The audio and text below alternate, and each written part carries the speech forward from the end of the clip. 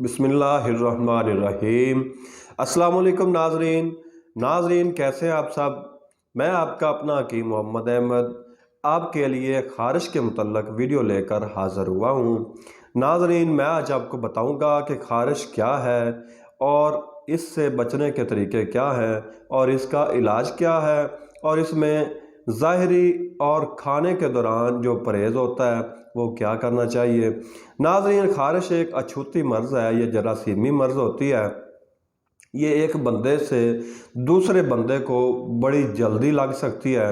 اس میں پرہیز جو ہوتا ہے، جراثیمی پرہیز، وہ بہت لازم ہوتا ہے۔ ناظرین، خارش دو طرح کی ہوتی ہے، ایک خشک خارش ہوتی ہے اور ایک تر خارش ہوتی ہے۔ جو خشک خارش ہوتی ہے اس میں بظاہر جسم کے اوپر کچھ بھی نہیں ہوتا اور بندہ اپنے جسم کو کوریدتا رہتا ہے اور پریشان بھی رہتا ہے اور بے چین سا رہتا ہے۔ اور دوسرے نمبر پر جو خارش ہوتی ہے وہ تر خارش ہوتی ہے۔ اس میں جسم کے اوپر ہلکے ہلکے دانے بھی بنتے ہیں اور ان میں سے پانی بھی بہتا رہتا ہے۔ یہ دونوں طرح کی خارش نامراد سی مرض ہوتی ہے۔ اس میں بندہ بڑا بے چین اور پریشان ہوتا ہے اور الجھا سا رہتا ہے۔ ناظرین، جس بندے کو خارش ہو وہ کوشش کرے کہ اپنے استعمال شدہ اشیاء کو دوسرے لوگوں تک پہنچنے سے بچائے، کیونکہ اس سے جو خارش ہوتی ہے یہ ایک بندے سے دوسرے بندے کو بڑی جلدی لگ جاتی ہے، کیونکہ ایک خارش والے بندے کی جو اشیاء ہوتی ہیں استعمال شدہ اشیاء، اس سے دوسرے بندے کو خارش ہو سکتی ہے۔ اس لیے کوشش کریں کہ اپنے استعمال شدہ اشیاء جو ہیں دوسروں کی خاطر ان کو علیحدہ رکھیں، دوسروں کو استعمال نہ کرنے دیں۔ تو ناظرین، میں آج آپ کو بتاؤں گا کہ خارش کے متعلق دو نسخہ جات ہیں، ایک کھانے کے لیے اور ایک محلول سا بن جائے گا جو آپ کو لگانے کے لیے استعمال کرنا ہوتا ہے۔ تو ناظرین، آپ نے بازار سے 4 چیزیں لے لینی ہیں، وہ ہے بابچی 1 تولہ، گندھک آملہ سار 1 تولہ، زیری سیاہ 1 تولہ اور کمیلا 1 تولہ۔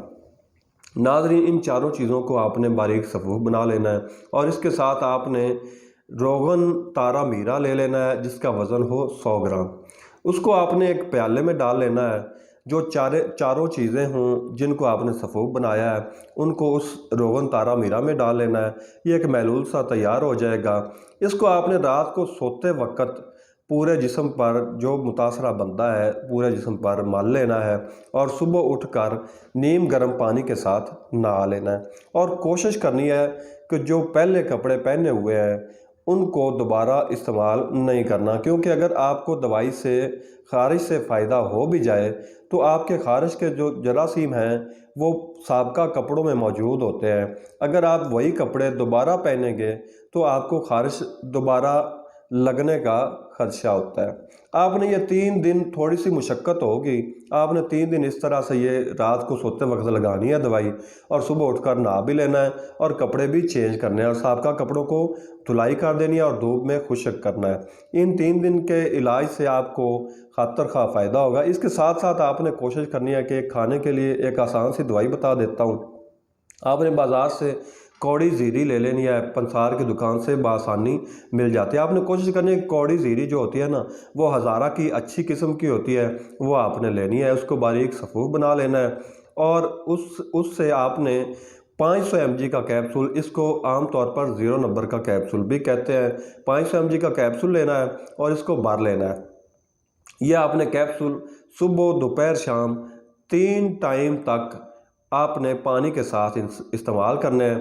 3 دن تک آپ نے خارش کی دوائی جو ہے لگانے والی استعمال کرنی ہے اور یہ جو کیپسول آپ کو میں بتا رہا ہوں یہ آپ نے تقریباً پورا ہفتہ کھانا ہے۔ اس سے آپ کو فائدہ یہ ہوگا کہ آپ کے خون میں جو چیزیں خارش کے متعلق فاسد مادے ہوں گے، آپ کے خون کی جو خرابی ہوگی اور معدے کی وجہ سے، جو معدے کی تذابیت کی وجہ سے جو آپ کو خارش ہو رہی ہوگی، وہ اس کیپسول کے استعمال سے ٹھیک ہو جائے گی انشاءاللہ۔ اور آپ نے دوسری جو کوشش کرنی ہے وہ یہ کرنی ہے کہ آپ نے اس دوران جو بھی آپ کی استعمال شدہ اشیاء ہیں، میں آپ کو بار بار کہہ رہا ہوں کہ آپ کی استعمال شدہ اشیاء دوسرے لوگ استعمال نہ کریں، ورنہ یہ ایک چین سی بن جاتی ہے اور یہ سلسلہ خارش والا ختم نہیں ہوتا۔ اکثر دیکھا ہے کہ ایک گھر میں جب کسی ایک بندے کو خارش ہو جاتی ہے تو دوسروں کو بڑی بآسانی خارش ہو جاتی ہے۔ اگر آپ نے اس چین کو آپ نے توڑنا ہے، اپنی چیزیں علیحدہ رکھ کر اور دوسروں کے استعمال میں نہ لا کر، آپ نے پوری کوشش اس طرح کرنی ہے۔ اور اس کے علاوہ جو آپ نے کھانے پینے کا پرہیز کرنا ہے وہ یہ ہے کہ آپ نے لال مرچ کم از کم 3 دن تو مکمل طور پر بند کر دینی ہے۔ کوشش کرنی ہے کہ دہی کا زیادہ استعمال کریں، دہی میں چٹنی وغیرہ پودینے کی چٹنی ڈال لیں، یہ ان چیزوں کا استعمال کریں۔ اور جو لال مرچ اور اس کے علاوہ بازاری کھانے وغیرہ، ہوٹل کے کھانے وغیرہ، برگر شوارمے وغیرہ، ایسی چیزوں سے پرہیز کریں۔ میری کوشش ہوتی ہے کہ میں آپ کو آسان سے آسان نسخہ بتاؤں جو آپ اپنے گھر پر بآسانی بنا سکیں۔ اس نسخہ کو استعمال کیجیے گا اور مجھے دعاؤں میں یاد رکھیے گا۔ اللہ آپ کا اور ہم سب کا حامی و ناصر ہو۔ اللہ حافظ۔